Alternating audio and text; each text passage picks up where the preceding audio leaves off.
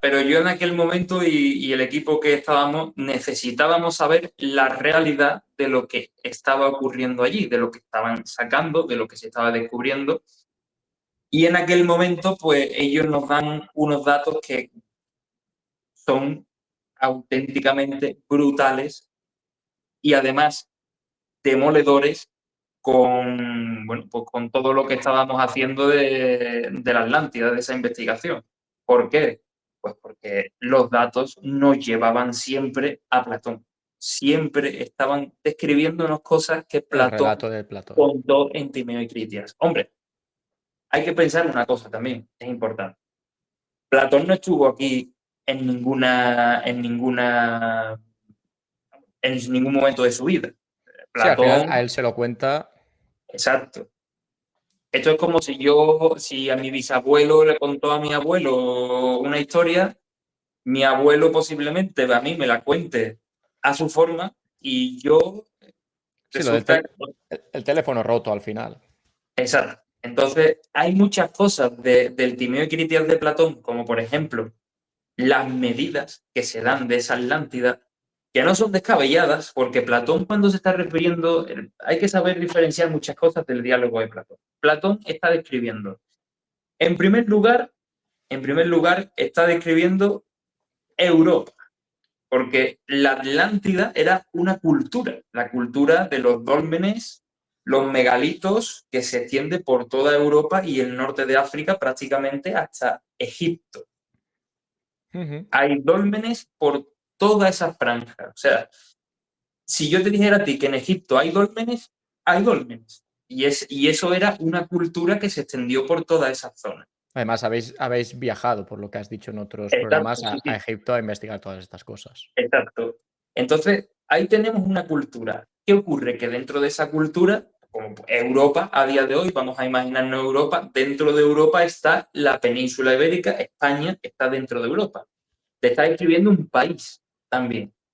Y además dentro de ese país te describe la isla que se destruye, que es la capital de todo ese imperio, Ok. donde vivían los reyes de dicho, bueno, no de dicho imperio a nivel general, porque cada zona tenía sus propios reyes, pero sí quizás del centro neurálgico de comercio y del centro neurálgico de donde partían esas normas políticas que se hacían en aquella época, que muchos de los que nos estarán escuchando o viendo dirán, ¿política en prehistoria? Por supuesto que sí. Y Está visto y comprobado. y hay un tema que también me choca más todavía, que aparte de la política, que lo comentas, no sé si en Worldcast o en otro programa, que es el tema de que las mujeres eran las que en ese momento eran las que mandaban, básicamente. Que eso Sí, también sí, me parece muy heavy porque al final hay un cambio de paradigma entre lo que era el anterior, hay un parón que puede ser por la religión, puede ser por el motivo que quieras, y a partir de ahí se reinicia como la cultura, porque hay como un reset de la cultura, y a partir de ese momento empiezan a ser las mujeres como, no sé cómo describirlo, pero que no empiezan a tener importancia ni en política, ni en... Es que iba a decir una barbaridad, pero al final las dejamos de lado absolutamente las y mujeres empiezan a eran ser... la base de los reinados en la prehistoria. Y te lo explico porque es algo que es histórico y está registrado además. Mira, cuando uno se va a lo que se supone que es el comienzo de la historia, que lo tenemos, vamos a ponerlo porque así lo dicen oficialmente los que saben de esto y los científicos, ¿no? Göbekli Tepe, Turquía, hace 12.000 años, parece ser que allí se inicia absolutamente todo, ¿vale? Vamos a ponerlo ahí. Bien, allí Göbekli Tepe está muy cerca de Mesopotamia, al final se supone que todo nace en aquel entorno, ¿no? Sí, De es donde dicen que Mesopotamia. estaba Mesopotamia, es donde datan algunos la Atlántida, luego otros datan no sé qué. O sea, al final es como la cuna de donde la mayoría de gente data todas estas cosas. Exactamente. Pero claro, cuando uno va a Göbekli Tepe y mira las leyendas que hay en Göbekli Tepe, se da cuenta que cuando uno mira las leyendas dice, bueno, todo leyenda, hay una parte real y una que no lo es, como es, porque las leyendas de Göbekli Tepe dicen que hay una serie de hombres barbados que acuden en barcos desde el otro lado del océano Atlántico para dar el conocimiento a la gente que vivía allí. Gente barbada al otro lado del océano Atlántico.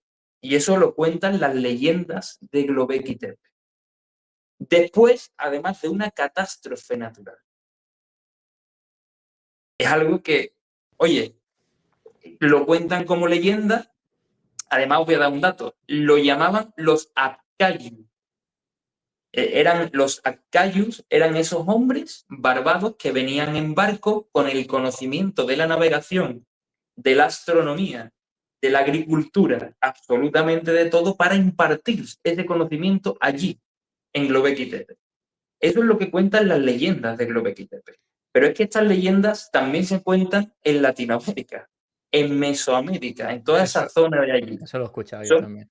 son las mismas leyendas. O sea, exactamente igual. Gente barbada. En Latinoamérica no hay gente que tuviera barbas. Solo estuve yo hablando con una experta en historia peruana, Elisa Blas, que me comentó, dice, es que la gente que cuentan aquí nuestras historias dice que vienen barbados y aquí no hay gente que tuviera barbas. Aquí nosotros tenemos por genética muy poco vello, muy poco pelo. Entonces, ¿quiénes eran esos barbados que vinieron aquí desde el otro lado del océano Atlántico? Pues posiblemente gente de esa cultura Más avanzada. atlante, vamos a decir, ¿no? Porque para mí, a ver, para mí la Atlántida, como Atlántida no ha existido nunca. Atlántida es un nombre que le da Platón, Sí, que al final podría haberse llamado de otra forma, no sabemos su nombre, ¿no? La Atlántida nos referimos a eso. Claro, ahora Platón te dice que, o se entiende, que todo pasa hace en el 9000 antes de Cristo.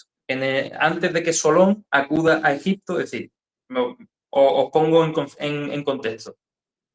Solón, el bisabuelo de Platón, acude a Egipto, a Sais, que era la antigua capital de Egipto, y allí se reúne con unos sacerdotes en el templo de Nil. Eso es historia, eso está registrado históricamente. Esos sacerdotes le cuentan a Solón la historia de una cultura que dominó el Atlántico y parte del Mediterráneo y por eso los llamáis durante, atlantes.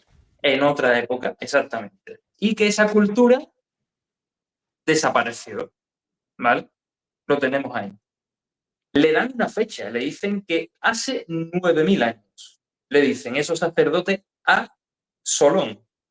Solón es del año 600, 9600 años, ¿vale? O sea, si nos referimos a nuestra época, hace 12.000 años. Estamos hablando de la misma época de Göbekli Tepe, misma antigüedad. Pero los sacerdotes no le cuentan nunca a Solón que el tsunami ocurra en esa fecha. Él dice que esa civilización empieza en esa fecha y que tiene un recorrido en el tiempo hasta que el tsunami destruye su capital. Los egipcios sabían esta historia porque los egipcios nunca han perdido su capacidad para guardar Sí, son documentos la única históricos. cultura que Exacto, históricamente ha guardado sus documentos. efectivamente. Entonces, esa es la razón por la que los egipcios conocían que había una cultura más allá del Mediterráneo, en el Atlántico, que dominó prácticamente toda esa zona, ¿no? Entonces, Esa ahí es parte del mundo. donde comienza todo. Y Platón lo que hace simplemente en los diálogos del primer Critias es plasma la historia que le cuenta su bisabuelo de una forma un poco también filosófica. Es que Platón no era historiador, Platón era un filósofo ateniense. Platón contaba las cosas a su forma. Ahora os explicaré un poco cosas que hemos descubierto y que podría cuadrar con la descripción que puede dar un filósofo de algo, ¿no? Correcto. Si al final los filósofos, y más en esa época, Exacto. sabemos cómo describían las cosas. Claro, Platón Evidentemente, pues decía que era una ciudad amurallada y que la muralla estaba revestida en oro. sí, y de Hombre, 70 metros de no, altura es no estaba revestida en oro, pero hay que ver el color de la tierra que tiene el Aljarafe, porque posiblemente lo está adornando de una forma que Filosófico. con el color de la tierra puede darse a entender, y por la riqueza que tenía esa cultura, no es que estuviera bañada en oro, la Que muralla, tenía pero color oro. tenía el color del oro, y aquella cultura fue la más predominante de toda Europa y África, Asia, o sea, fue la que Claro, sobresalió y en estamos aquella época. hablando de hace 12.000 años. Estamos hablando de hace 12.000 años, y para mí, en lo personal, y es mi opinión es subjetiva, obviamente, para mí, Valencina de la Concepción, que al principio era de época calcolítica, ahora se ha retrasado a época neolítica, y en 10 años se volverá a atrasar otra vez la época, y al final Valencina de la Concepción va a terminar siendo de la misma época de Göbekli Tepe. Y yo sé que Göbekli Tepe y Valencina son todavía mucho más antiguas, de hace 12.000 años. Y esto es algo, pero es algo natural, quiero decir. La época calcolítica, vale, perfecto. Tú me dices que esta época, Valentina, es del 2500 antes de Cristo, ¿no? Es lo que decían ellos hace unos años. Ahora resulta que es del 3600. Hemos retrocedido 1000 años. En cuestión de un año, 1000 años hemos retrocedido ya en el tiempo, ¿vale? ¿Dónde comienza el calcolítico, termina el neolítico, y cómo sabemos la fecha? Nosotros sabemos la fecha porque se puede datar un resto de carbono 14, un resto orgánico, y ese resto te dice un más menos de una fecha que dice, vale, 3600. Perfecto, vale. Ese resto orgánico puede ser una persona muerta, o puede ser un resto de comida, o puede ser algo que haya quedado ahí. Pero eso no te dice Eso que no tiene por Valentina qué de la ser lo más Concepción antiguo haya que haya. comenzado en esa fecha. Correcto, eso no tiene por qué ser lo más antiguo que haya en ese sitio. Tú puedes vivir en Exactamente, un sitio y en ese sitio tener cosas de tus bisabuelos, pero tú ser de una época posterior. exacto. Eso tiene sentido, Entonces, evidentemente. para mí, Valentina de la Concepción, que estamos hablando de una extensión de terreno donde se supone que hay yacimiento arqueológico entre zona de necrópolis, zona industrial y zona de vida, de vivienda, de ciudad o poblado, de 780 hectáreas.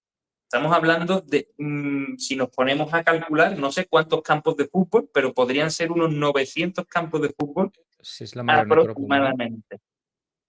Hablamos de muchas hectáreas, algo que los arqueólogos dicen es el yacimiento más grande de Europa, de Occidente. Muy bien. Y dime otro yacimiento en Oriente que sea más grande que Valencina de la Concepción. Es que no hay.